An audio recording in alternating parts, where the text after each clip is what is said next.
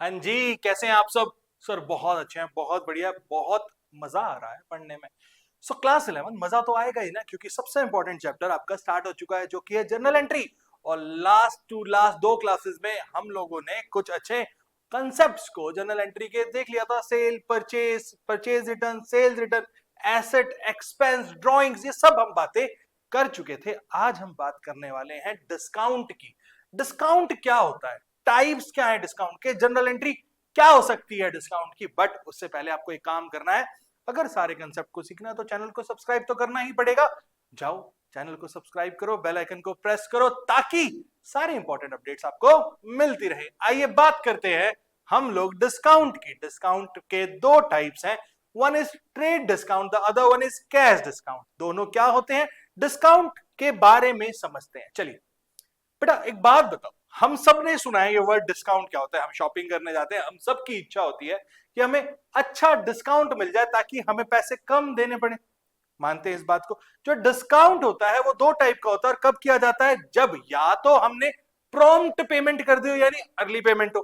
ठीक है, कहीं से हम कुछ परचेज करके आए, सामने वाले ने हमें ऑफर दिया आप जल्दी पेमेंट कर देंगे तो हम आपको कुछ डिस्काउंट दे देंगे। या फिर एक फिक्स परसेंटेज हमारी सेलिंग प्राइस पे, जाओ मॉल में लगती है ना 50% off, up to 50% off, flat 60% off, ये सब ठीक है, फिक्स परसेंटेज अप्लाई कर दिया सेलिंग प्राइस पे। ठीक है, सेलिंग प्राइस को लिस्ट प्राइस भी बोलते हैं और कैटलॉग प्राइस भी बोलते हैं। आई बात समझ में? ये होते हैं हमारे डिस्काउंट। अब बात कर रहा था मैंने आपको प्रॉम्प्ट पेमेंट की बात करी या फिर फिक्स्ड परसेंटेज की बात करी। ट्रेड डिस्काउंट है, ये होता है फिक्स्ड परसेंटेज पे लगता है, ये फिक्स्ड परसेंट। ठीक है, ऑन सेलिंग प्राइस बोल लो और लिस्ट प्राइस बोल लो। ठीक है, आई बात समझ में? और ज्यादातर ये बल्क क्वांटिटी के लिए दिया जाता है, बल्क क्वांटिटी। ठीक है, इसलिए इसे सेपरेटली शो नहीं करते हम, note to be shown separately, इसे सेपरेटली शो नहीं करते, इसको जस्ट डिडक्ट कर देते हैं फ्रॉम सेलिंग प्राइस या लिस्ट प्राइस में से। सो लिख देते हैं यहां पे डिडक्टेड फ्रॉम सेलिंग प्राइस और लिस्ट प्राइस, या फिर आप कैटलॉग प्राइस भी बोल सकते हैं। ठीक है, उस अमाउंट को डिडक्ट कर दिया जाता है जितना हम डिस्काउंट दे रहे हैं। आई बात समझ में? तो सर कैश डिस्काउंट क्या होता है? कैश डिस्काउंट होता है प्रॉम्प्ट पेमेंट के लिए। प्रॉम्प्ट पेमेंट, प्रॉम्प्ट पेमेंट मतलब सर वही अर्ली पेमेंट। और अर्ली पेमेंट कि आपने फिक्स्ड स्पेसिफाइड टाइम में अगर पेमेंट कर दी तो सामने वाला पर्सन आपको बोल रहा है कि मैं आपको कुछ कैश डिस्काउंट दे दूं। देखो यार, हर आपने वो अपॉर्चुनिटी को सुनी है ना? तो एक बात बताओ, मैं एज ए डीलर बात कर रहा हूं, मैं एज ए ट्रेडर बात कर रहा हूं, मैंने आपको गुड्स दिए और आप मुझे पेमेंट नहीं दे रहे हो तो मेरा पैसा रुक गया। अब मैंने आपसे 100 रुपीज लेने, मैंने बोला यार आप मुझे नेक्स्ट वीक तक पेमेंट कर देंगे तो मैं आपसे सिर्फ 95 रुपीज लूंगा। इसका मतलब जो मैंने 5% का डिस्काउंट दिया वो था प्रॉम्प्ट पेमेंट पे डिस्काउंट, यानी अर्ली पेमेंट पे डिस्काउंट। उस डिस्काउंट को बोलते हैं कैश डिस्काउंट, कि आप पे करोगे तो ही मिलेगा आपको डिस्काउंट, अदरवाइज नहीं मिलेगा। आपने 7 दिन के बाद पेमेंट की तो वो आपको डिस्काउंट नहीं मिलेगा, वो आपके लिए वैलिड नहीं है। इसलिए बोला गया है ये प्रॉम्प्ट पेमेंट या अर्ली पेमेंट पे डिस्काउंट है, इसलिए इसे सेपरेटली शो करते हैं, टू बी शोन सेपरेटली। हम इसे सेपरेटली शो करेंगे। ओके सर, मान गए आपकी बात। तो सर शो कैसे करेंगे? देखो, अगर आपको डिस्काउंट मिला तो हो जाएगा डिस्काउंट रिसीव, आपका बेनिफिट हो जाएगी इनकम एक तरीके से। नॉमिनल अकाउंट बन जाएगा और हो जाएगा क्रेडिट साइड पे चला जाएगा डिस्काउंट रिसीव। अगर आपने डिस्काउंट अलाउ किया तो आपका लॉस है, अगर आपका लॉस है तो डेबिट होता है नॉमिनल अकाउंट अगेन। तो नॉमिनल अकाउंट में हम ऑल एक्सपेंसेस एंड लॉसेस को डेबिट कर देते हैं, तो डिस्काउंट रिसीव्ड या डिस्काउंट अलाउड हो जाता है हमारा कैश डिस्काउंट। ठीक है, आई बात समझे? एक एग्जांपल से समझते हैं। आइए example, Mr. A sold goods to Mr. B on cash of rupees 20,000 at 10% trade discount. Mister A ने बी को कैश में 20,000 के गुड्स को सेल किया, 10% का ट्रेड डिस्काउंट था। ये देखो फिक्स परसेंटेज आ गया प्लस ट्रेड डिस्काउंट है, सेपरेटली शो हमें नहीं करना है, सेपरेटली शो नहीं करना है तो जनरल एंट्री बनाते हैं इसकी। ठीक है, जनरल एंट्री हमने सेल की एंट्री हमने किया कैश में तो एंट्री हो जाती है cash account debit, cash account debit to sales, yes और नो। बट क्या सर यहाँ पे 20,000 आएगा? नहीं, इसे हम लिस्ट प्राइस या सेलिंग प्राइस में से या कैटलॉग प्राइस में से कम करते हैं तो कितना हो जाएगा डिस्काउंट हमारा? 20,000 इंटू 10%, कितना होता है बेटा 2000 रुपीज। तो 20,000 में से 2000 को लेस कर देंगे तो अमाउंट हो जाएगा मेरा 18,000 रुपीज। यहां तक कोई प्रॉब्लम होनी तो नहीं चाहिए, क्वाइट सिंपल है, क्यूईडी क्वाइट इजीली डन हो गया। ठीक है, यहां तक कोई दिक्कत नहीं है हमें। ओके जी, मान गए हम हमारी बात। सर और एग्जांपल से समझाओ, कैश डिस्काउंट का समझाते हैं। Example 2,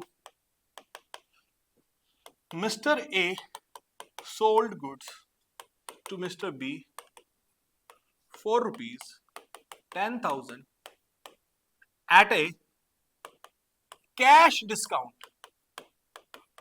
of 5% if Mr. B pays the amount within 15 days।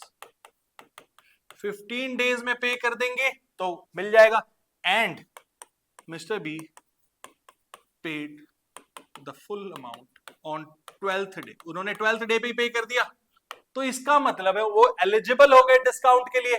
तो बेटा एंट्री क्या हो रही है, एंट्री क्या हो जाएगी, आइए अब सुनो। अब मिस्टर ए की बुक्स की बात कर रहे हैं हम, इन्होंने डिस्काउंट दिया है मिस्टर बी को, ठीक है, तो इनके लिए हो गया डिस्काउंट अलाउड अकाउंट। ठीक है, इनके लिए हो जाएगा अलाउड, इन्होंने अलाउ किया।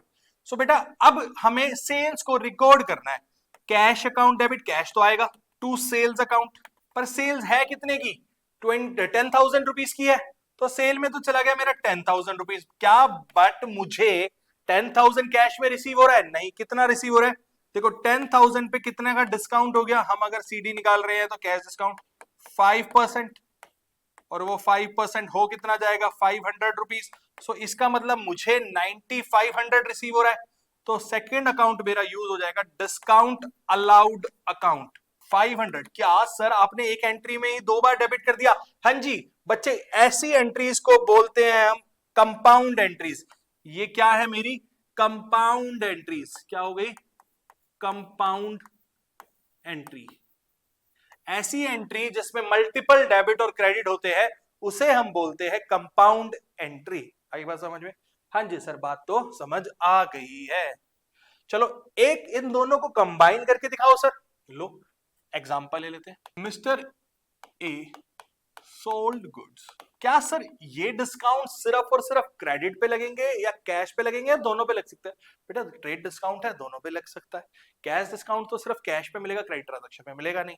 ठीक है, mister A sold goods to mister B of rupees 20,000 at a trade discount of 10% and cash discount of 2%।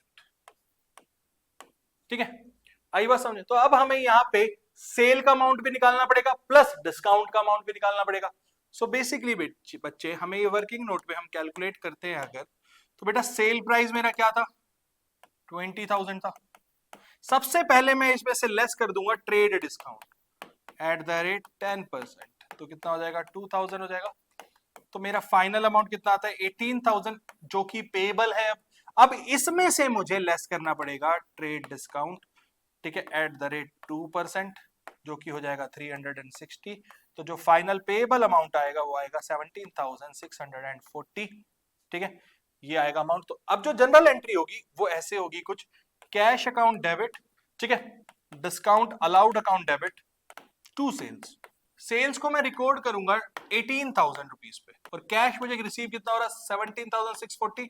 तो 360 जो मेरा डिस्काउंट रिसीव्ड है वो डिस्काउंट अलाउड है, वो डिस्काउंट अलाउड अकाउंट में चला जाएगा। तो ये हो जाएगी मेरी फिर से कंपाउंड एंट्री। इसका मतलब सर अगर हम बात करते हैं डिस्काउंट की एंट्री की जो कि कैश डिस्काउंट में है अगर, ठीक है, अगर मुझे रिसीव हुआ है डिस्काउंट तो मैं एंट्री क्या करता हूं परचेज अकाउंट डेबिट, परचेज पे मिलेगा, to cash account to discount allowed account.